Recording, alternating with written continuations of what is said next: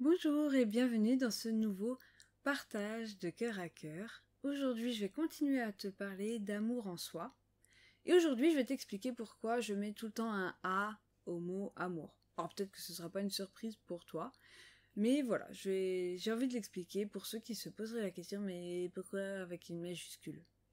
Alors je mets une majuscule parce que quand on parle d'amour, on peut parler de choses tellement différentes, de formes d'amour tellement différentes, que c'est pas facile de s'y retrouver dans tout ça. Je trouve qu'on manque de vocabulaire. Donc pour faire simple, j'ai juste mis une majuscule au mot amour. Donc quand je parle d'amour avec une majuscule, ce que je veux dire, c'est l'amour au sens inconditionnel, l'amour universel, l'amour au niveau de l'âme, l'amour spirituel, l'amour divin, l'amour dans l'unité, etc. Mais vraiment les mots qui te parlent, qui te conviennent, respectent tes croyances. Dans ce que je te partage, il n'y a pas de notion de religion, de spiritualité, oui, certes. Je parle beaucoup de spiritualité, mais sans me référer à aucune religion en particulier. Donc prends le mot qui te parle le plus. Peut-être que pour toi, ce sera la notion de Dieu, la source, l'univers, la vie. Respecte tes croyances. Donc cette forme d'amour, avec un grand A majuscule, d'amour spirituel on va dire, ne s'attache à aucune forme en particulier. C'est pas un amour spécifique ou d'une personne à une autre. C'est un amour qui rayonne à partir de soi. Regarde la vidéo précédente si tu l'avais pas fait par rapport à ce sujet, l'amour qui rayonne en soi, à partir de soi. Je t'ai partagé un petit exercice de visualisation, méditation pour le ressentir. Donc n'hésite pas à l'écouter, le réécouter, pratiquer ce petit exercice que je pratique moi-même au quotidien. Donc l'amour avec un grand A est un amour non spécifique. C'est comme le parfum d'une rose qui émane de la rose. On passe près de la rose, on la sent, ça sent bon.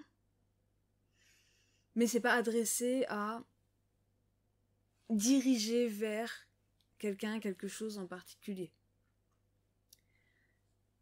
C'est comme disponible, rayonnant à partir d'eux. C'est par exemple l'amour qu'on va ressentir devant un magnifique coucher de soleil, quand on regarde ses enfants ou ses animaux jouer, s'amuser dans la joie, quand on vit un moment de partage fort, d'amitié, devant la beauté de la nature, devant un bel acte plein d'humanité, etc. C'est un amour qui nous connecte les uns aux autres. C'est un amour qui nous connecte à la vie, à l'univers, qui circule. C'est une énergie qui circule, une énergie de vie qui nous nourrit de l'intérieur. C'est donc une forme d'amour qui n'attend rien, qui n'a besoin de rien. Dès qu'il y a des attentes, on n'est plus dans l'amour inconditionnel, on est dans autre chose. Et c'est ok. Juste, on ne parle pas de la même chose.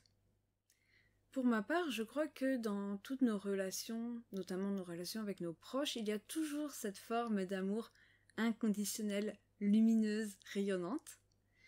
Mais par-dessus, on peut rajouter des liens de dépendance, des attachements, des attentes, des frustrations, des rancœurs, du ressentiment, des « ah, il n'a pas fait comme il fallait », des jugements, des croyances, des tas de choses différentes qui ne sont pas cette forme d'amour avec un grand A majuscule. Et c'est ok, hein. Il n'y a pas de jugement à rajouter en plus de tout ça. Mais voilà, moi ce que je crois vraiment, c'est que peu importe ce qui se passe dans la forme, au fond, disons au niveau de l'âme, d'âme à âme, il y a toujours cette forme d'amour, lumière, parce qu'en fait c'est qui on est, c'est notre essence, c'est le grand soi qu'on partage, l'unité en quelque sorte, si ça te parle. Alors, encore une fois, prends ce qui te parle et laisse ce qui ne te parle pas. Donc cette majuscule me permet de distinguer l'amour, disons universel, de ce qu'on appelle l'amour-passion ou l'amour romantique, qui va lier deux personnes entre elles, deux ou plus personnes entre elles, avec souvent une forme de dépendance affective. Encore une fois, c'est ok, il n'y a pas de jugement à rajouter. C'est juste que je fais la distinction entre l'amour inconditionnel, universel, lumière, et une forme d'amour qui là va être spécifique d'une personne à une autre. Et c'est sain d'avoir des attachements. Alors s'il y a beaucoup de dépendance affective, ça commence à devenir peut-être un peu lourd ou difficile à vivre, mais en tout cas des attachements, on est dans une expérience humaine incarnée. C'est normal et c'est sain d'avoir des attachements, d'avoir de l'amour romantique, d'avoir des tas de formes d'amour. Mais quand je mets une majuscule, je parle de cet amour universel qui est là de toute façon, qu'on le ressente ou qu'on le ressente pas. Donc, comme d'habitude, je le dis à chaque fois, mais on reste vraiment bienveillant avec soi-même, pas de jugement. Comme je le disais, c'est sain d'avoir de l'affection pour des personnes en particulier. Je ne remets pas du tout ça en question, bien au contraire. On ne se juge pas non plus de ne pas être assez dans l'amour. Parfois on voit ça dans le milieu spirituel. Ah, un tel, il est vraiment dans l'amour. Ah, moi je suis pas assez dans l'amour. Ah, on va pas se rajouter de la culpabilité, du jugement, de la pression. C'est que ça va faire que nous plomber davantage et ça va pas nous aider. Et ça sert à rien. Si vraiment on veut s'offrir de l'amour inconditionnel, on évacue tous ces jugements. On en est là où on en est. Moi aussi j'ai des attentes dans mes relations. Moi aussi j'ai de l'amour conditionnel par endroits. Parfois oui, parfois non. Voilà, toutes les formes d'amour se mélangent. L'amour familial, amical, amoureux, universel. C'est ok. On fait vraiment toujours de notre mieux. Si on est incarné ici et maintenant, c'est pour faire l'expérience de la vie humaine, l'expérience du monde relatif. Si on voulait être parfait dans l'absolu, on ne se serait pas incarné. Donc voilà, on reste humain, on fait de notre mieux. On peut, si on le souhaite, travailler à ressentir l'amour en soi, aller le chercher. Moi, je pratique au quotidien un exercice énergétique qui mêle, on va dire, visualisation et ressenti pour aller chercher l'amour qu'on est, ressentir cet amour, l'unité, etc. Ça peut être un vrai travail, c'est un choix en tout cas. C'est un choix d'aller ressentir cet amour, d'aller le chercher en particulier. C'est un choix au quotidien d'en mettre plus dans sa vie de façon consciente. Mais il n'y a pas d'obligation, personne ne va venir nous fliquer pour savoir si on est vraiment dans l'amour ou pas.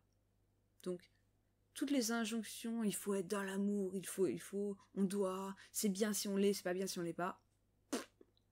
On vire tout ça. Et on fait ce qui nous semble juste et bon, et on fait surtout de notre mieux. J'espère que ce partage t'aura plu, inspiré, ou t'aura donné des idées, ou peut-être pas. N'hésite pas à me dire ce que toi tu ressens de cette forme d'amour qu'on dit inconditionnel, universel, lumière. Dans les commentaires, je me ferai vraiment un plaisir de te lire. Eh bien, je t'envoie plein d'amour. À bientôt.